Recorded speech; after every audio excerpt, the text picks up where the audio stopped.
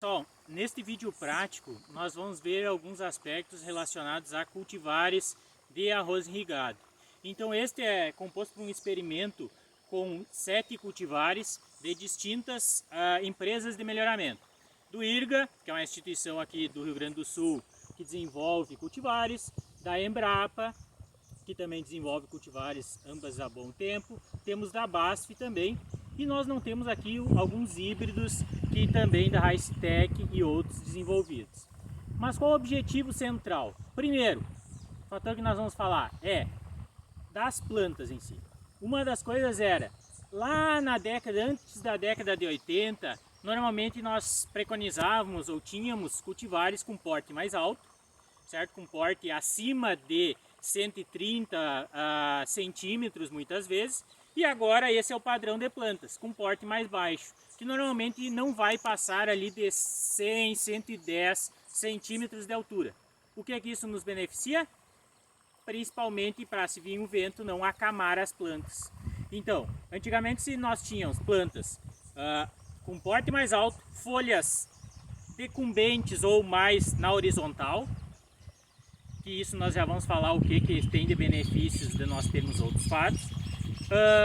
Também plantas pouco perfilhadoras. Perfilhos é cada uma, essa é uma planta, cada uma dessas hastes aqui é um perfilho, certo? E esses perfilhos acabam emitindo, de cada perfilho emite uma panícula, que é então do arroz. Bom, nós substituímos as plantas de porte mais alto, com folhas mais na horizontal, pouco perfilhadoras, por as de porte semi-anão, ou moderno filipino que se chama, que são aquelas plantas então mais perfilhadoras, com mais perfilhos, ou seja, mais panículas por unidade de área, que é um dos componentes de produtividade. Plantas com porte mais baixo, então mais perfilhadora com porte mais baixo e colmos mais robustos, que isso impede o acamamento, e com isso nós conseguimos ter melhor índice de colheita. Plantas com folhas mais eretas, olhem só as folhas eretas aqui, ó.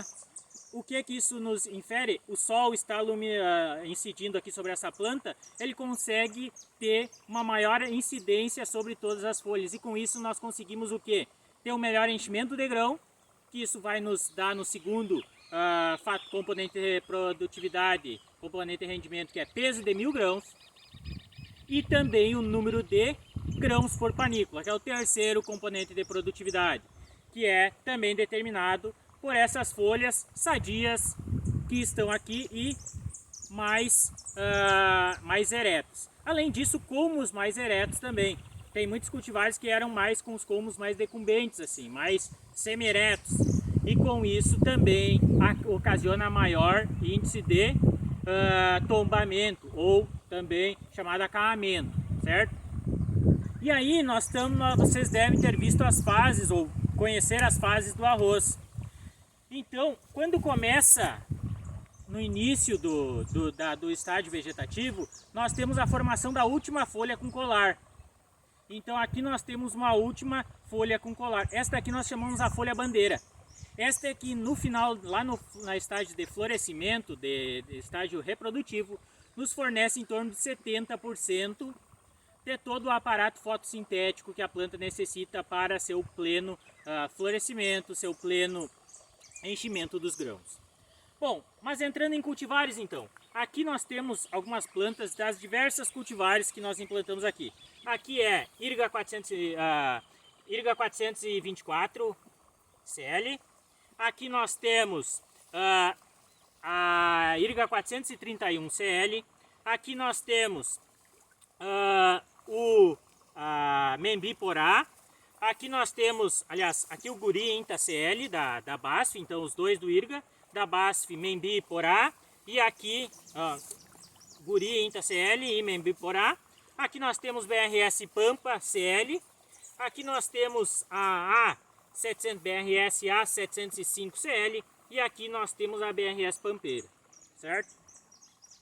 Qual que é a diferença que nós temos? Se vocês forem ver aqui, nesse estádio, que eu vou deixar essa planta aqui, porque eu tenho uma planta aqui menor, é uma planta IRGA 424, BRS Pampera, são de ciclo médio, ou seja, do ciclo da emergência até a maturação dá em torno de 135 dias. Então, essas plantas aí estão no estágio que vocês podem ver aqui a panícula recém iniciando. Então aqui está havendo ainda a formação, já houve a definição do número de grãos ou de sementes por panícula, que foi lá principalmente na diferenciação do primórdio floral, por isso que lá se faz a segunda da adubação nitrogenada. Mas aqui vai ser definido também alguns aspectos relacionados à panícula. Então já está começando a ser emitida a floração aqui. Isso ocorre então com IRGA 424 e com Pampera, em torno de 135 dias da emergência até a maturação. Agora, nós temos algumas cultivares, como são elas: IRGA 431, BRS Pampa CL, BRS A705 CL e também o Guri. Elas têm um ciclo em torno da emergência até a maturação em torno de 120 dias. Varia um pouquinho conforme o local, mas em torno de 120 dias. 15 dias a menos então do que as de ciclo médio. E o que acontece? Aqui já está em estágio, essas cultivares já estão no estágio mais avançados. Aqui já passou do emborrachamento e já começou então a fase ali anterior à R1. Daquelas ali, aqui nós já estamos em R3, em que já está ocorrendo a formação a emissão da panícula. Então R3. O que nos infere a questão do ciclo das cultivares? Bom, se nós plantarmos mais no tarde, se nós plantarmos uma de ciclo médio, o que vai ocorrer? Nós vamos aumentar a probabilidade de pegarmos frio lá, por exemplo, se nós semearmos em 20 de novembro, 30 de novembro. As chances de pegar a floração lá no final lá pela metade para o final de fevereiro são grandes. E lá aumenta a probabilidade de termos frio na floração. Frio na floração acaba que acarreta em quê? Aumenta o número de espiguetas estéreis, os grãos xoxos. Então nós temos que ter a floração em época de alta luminosidade. Essa aqui está tendo? Está, porque agora está até bem calor aqui nesse momento da gravação do vídeo. E ela tem uma boa luminosidade para haver uma boa formação, desenvolvimento da panícula e formação dos grãos. Então nós temos que cuidar isso que vocês devem ter visto da questão de escalonamento muitas vezes de plantio, ciclo da cultivar conforme o fotoperíodo, já que o arroz é responsivo à questão de fotoperíodos, graus dias neste caso. Então, vocês podem ver que há uma diferença muitas vezes aqui da cultivar de ciclo médio, em que está um pouco menos desenvolvida muitas vezes, porque ela é mais tardio, então ela tem maior tempo até a floração, e com isso, por isso que elas normalmente, as precoces, às vezes, hoje já se tem um melhoramento muito avançado, em que as precoces já são tão produtivas quanto as de ciclo médio, no caso do arroz, mas elas têm um tempo maior, então, de ciclo vegetativo. Qualquer estresse, elas têm um tempo maior de recuperação do que as mais precoces. Então, a utilização de cada uma depende, muitas vezes, de cada propriedade, a época de semeadura. Esse ano foi um ano que muitas vezes ocorreu as semeaduras mais tardias, por causa que foi seco na semeadura. Então, esses são alguns detalhes que devem ser considerados para que nós usaremos cada uma dessas cultivares. Lançamentos, as mais novas que nós temos, a 24 já há um bom tempo vem sendo muito plantado.